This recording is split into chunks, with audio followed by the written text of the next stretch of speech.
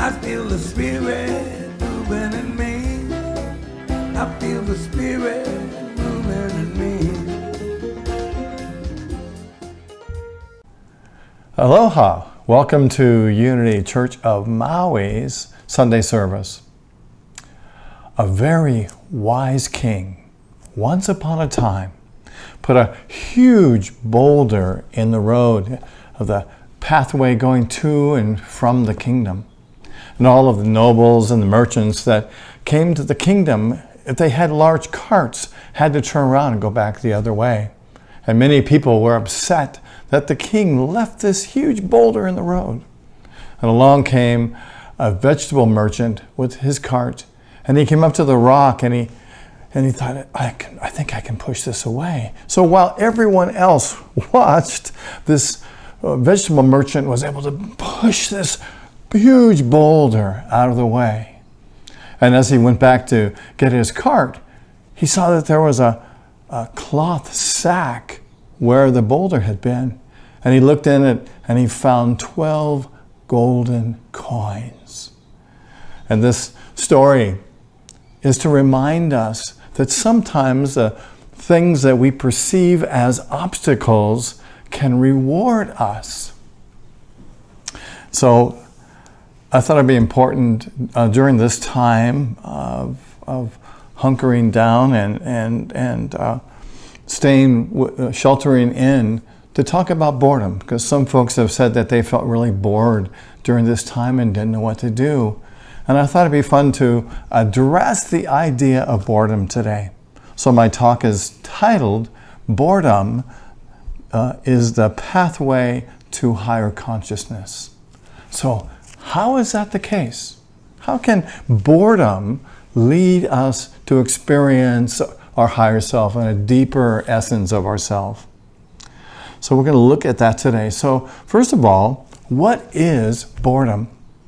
It's kind of universally thought that boredom is an adversive experience of wanting but not being able to engage in a satisfying way.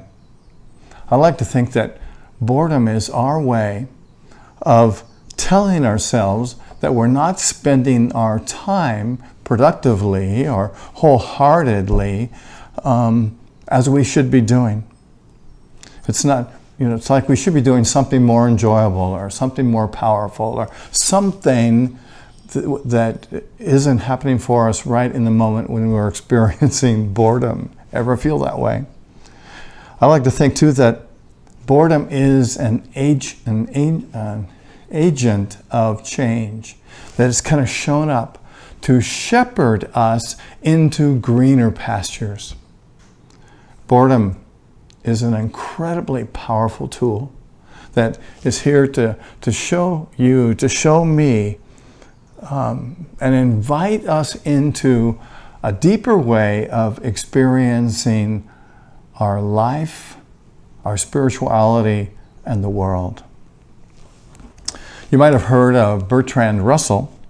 He was a British philosopher, and he wrote in his article titled The Quest of Happiness, this is what he said: "A generation that cannot endure boredom will be a generation of little men, of men unduly divorced from the slow process of nature, of men whom every vital impulse slowly withers as though they were cut flowers in a vase."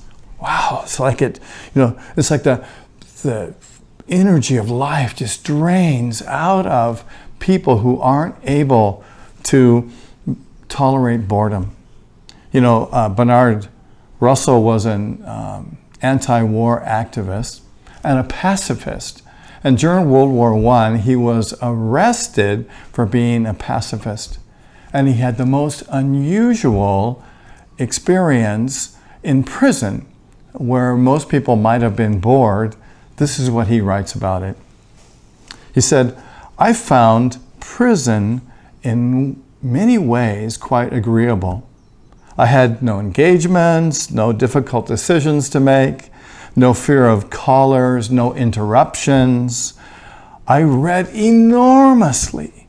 I wrote a book, Introduction to Mathematical Philosophy, and began the work of analysis of mind.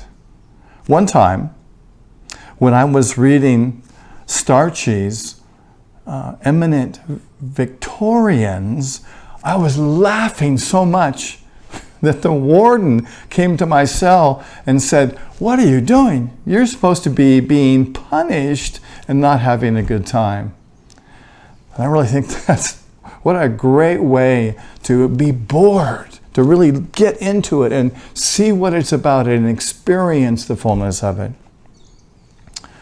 Friedrich Nietzsche wrote, "He who fortifies himself completely against boredom fortifies himself against himself too. He will never drink the most powerful elixir from his own innermost spring." So it's like, wow, if we don't look into what boredom offers us, then we don't tap into this reservoir of truth, or I like to think, get in touch with our spiritual nature, with that Christ within, to the power that we are. You know, boredom is a universal experience. Everyone experiences boredom at some time. Studies show that Americans experience boredom 30 to 90% of every day, or experience it 30 to 90% of the time, at some time during the day, and experience it daily. Can you imagine, or do you ever experience boredom? And how is that for you? You know, many people realize or believe that the cause of boredom is something out in the environment. They think it's something out here, or they think someone is boring, or an experience is boring, but it's something out here. And actually, the opposite is true. When things are boring, it's because we need to look within and realize, what does this boringness say about us? What is the message? You know, boredom is really an opportunity for us to look within and to discover the possibility and the content of our own desires. You know, I like to think that boredom is a pathway to creativity. Have you ever been relaxing, looking out the window and daydreaming, and felt the comfort and the ease and the peace that you feel when you are in this kind of bored, relaxed state? And I really believe that this is where we find our creative self. This is where we get in touch with the truth of who we are. Friedrich Nietzsche wrote this. He said, "Great artists require a lot of boredom if their work is to succeed." You know, boredom has played a huge part in many artists and scientific breakthroughs. For example, Einstein reportedly achieved his insight into the nature of reality while daydreaming and fantasizing. You know, it's Descartes also discovered the notions of X and Y while he was daydreaming. And it's like the same is for us. We can access that creative impulse within us when we can tap into this area of creativity. Neuroscientists believe that when we can totally relax, when we can get in this place of receptibility and possibility, and they call it the DMN state, which is the default mode network. And they're saying that when we get into this place, it allows our brains to free associate and to wander. And in this place, our brains are able to access the parts of them that we don't always connect into, sort of the non-rational, the non-linear parts of our brain. And it's in those places where we discover our true creativity and what wants to come forward in and through us. So boredom also allows us to experience a transformation. Boredom can be a way of discovering our self-realization, our self-expression. It's a way of experiencing a spiritual transformation. In the Zen Buddhism culture, Zen Buddhism was begun by an Indian monk who brought Buddhism to China in the year 520 AD. And when he got there, he wasn't very well received. And he kind of thought, I'm going to bring these great ideas to China. But he got there and nobody was receptive. And so he went north and he found a cave. And he sat in that cave meditating for 9 years. And it said that he would meditate by looking at a blank wall and just being with it. And I like what the spiritual teacher Osho said. He says that the activity of wall facing is perhaps the epitome of boredom. And it's like, well, why is that the case? Eastern spiritual traditions explain that boredom is the result of psychological tension that arises when people are uncomfortable with facing themselves. Wow, isn't that interesting? So we get bored when we are uncomfortable with facing the truth of who we are. And boredom, if we pay attention to it, allows us to kind of open those chasms within and delve into who and what we truly are.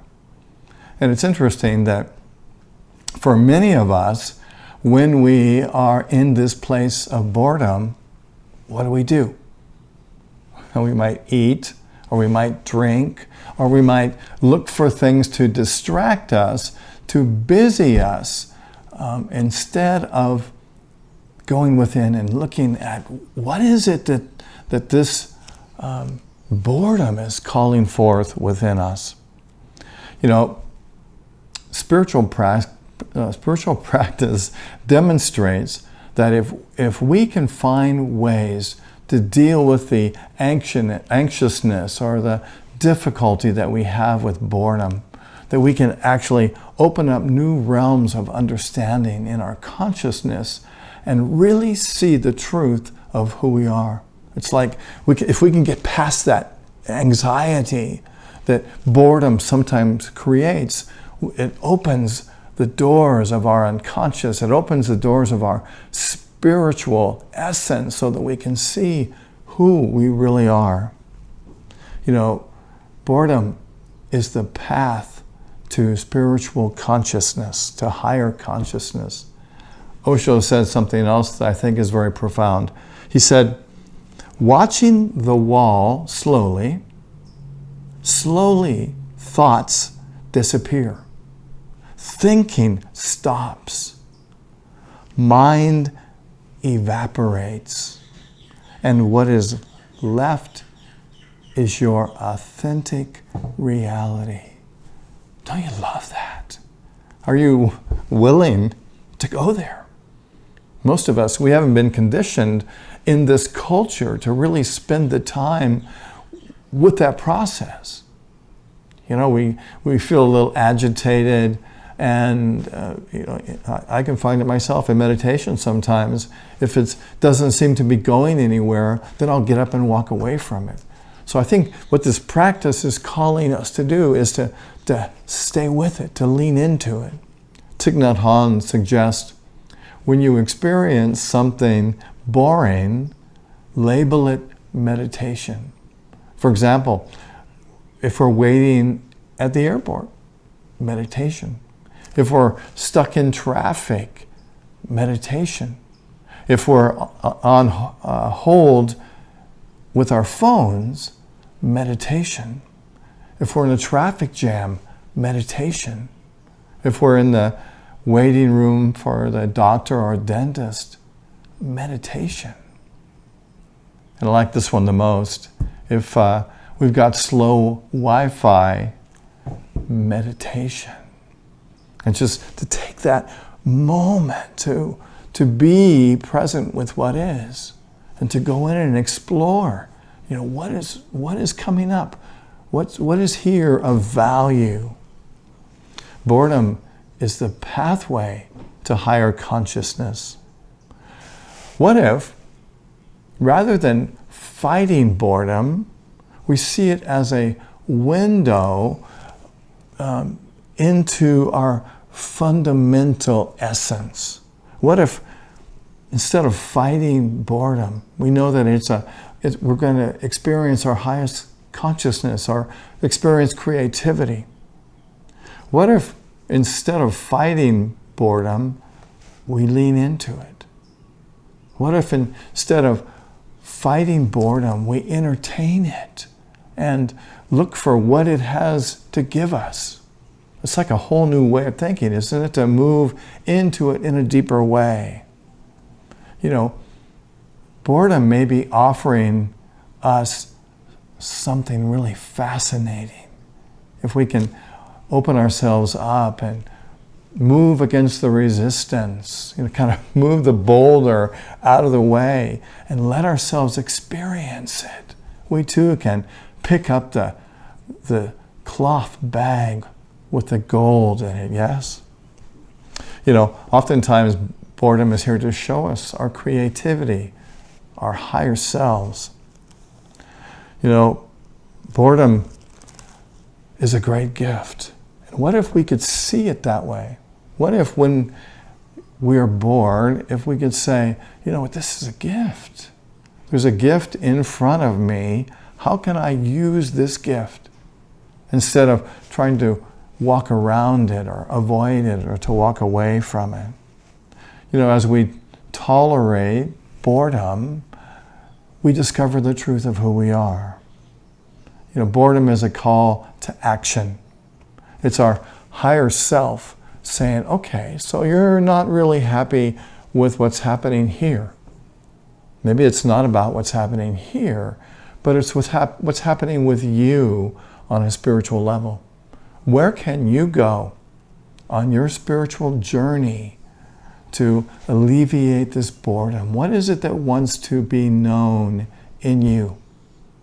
That is expressing as you're feeling this boredom.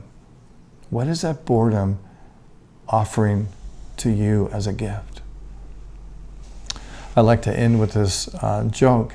There was a minister, after giving a long and dry sermon, said to his congregation, I would like to meet with the church board after the service. So he goes to his office, and the first man to appear is a stranger. And the minister says to the man, I think you misunderstood. This is supposed to be a meeting of the church board. And the man said, well, if there's anyone here who's bored, it's me. So the next time you are feeling bored, consider that this boredom is an opening in the path that's calling you forth to be more creative, to connect with your spiritual self, and to relate to that Christ presence that's within you, because it wants to experience you in everything you do. So our affirmation for today is, I quiet my mind and listen within. I find inner peace, inspiration, and transformation. Say that with me. I quiet my mind and listen within. I find inner peace, inspiration, and transformation. And so it is. Namaste. So let's join together for a short time of meditation. I invite you to close your eyes and let's take a deep breath. Breathing into this moment.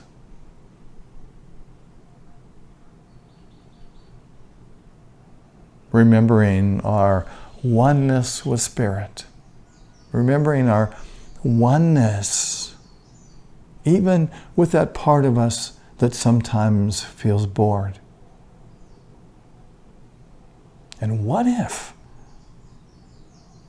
that part of us that feels bored is our higher self? Kind of nudging us to take a deeper look. To see this feeling of boredom as simply a boulder that we can move out of the way to experience the fullness of what we are.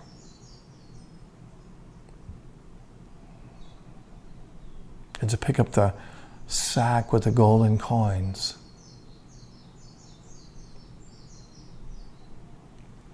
And to be rewarded by experiencing our fullness, our Christ self.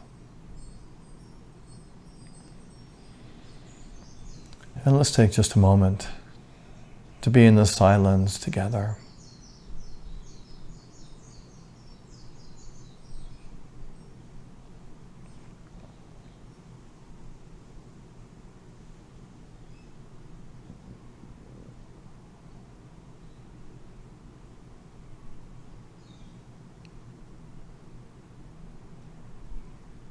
Giving thanks for our higher self. With us always on this journey of creative expression. Always with us on this journey of transformation. Breathing in and breathing out. Relaxing into the allness.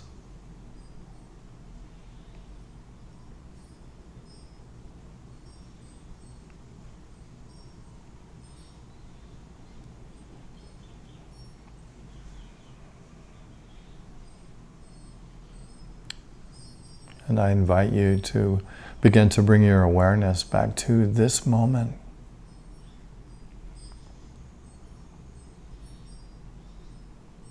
Breathing in and breathing out. Becoming aware of the light wherever you are, in the room, in yourself. And then to open your eyes whenever you're ready.